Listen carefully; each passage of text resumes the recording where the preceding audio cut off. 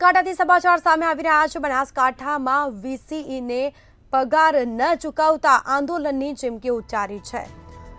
તો ગ્રામ્ય પંચાયતમાં ફરજ બજાવતા વીસીઈને પગાર આપવામાં આવ્યો નથી, જેના કારણે આંદોલનની ચીમકી ઉચ્ચારવામાં આવી છે।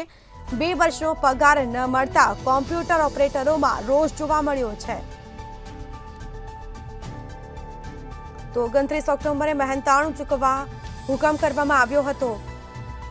હુકમ છતાં પગાર ચૂકવવામાં નથી આવ્યો, જેના કારણે લોકોમાં રોષ જોવા મળ્યો છે।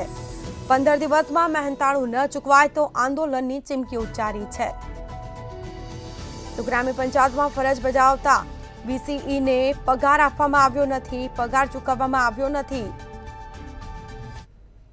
બનાસકાંઠા જિલ્લા વીસી મંડળ પ્રમુખ અમારી વર્ષો સુધી પગારની માગણી હતી, પણ એ વસ્તુ સરકારશ્રીએ ધ્યાનમાં લેતા અમને 15મા નાણાં પંચમાંથી 10% રકમ વીસીને ફાળવવા માટે નક્કી કર્યું। એનો પરિપત્ર પણ 2022ની અંદર ગુજરાત સરકારમાંથી થઈ ગયો।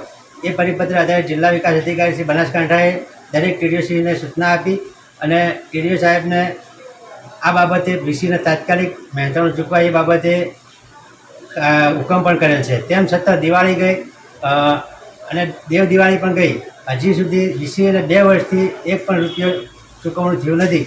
અને જો આમ પણ જો નહીં ચૂકવાય તો અમે સરકારશ્રીને 10 થી 15 દિવસની મુદત આપીએ છીએ। 15 દિવસ પછી અમે અમારું ગાંધી ચિંધ્યા માર્ગે અમે આંદોલન કરીશું।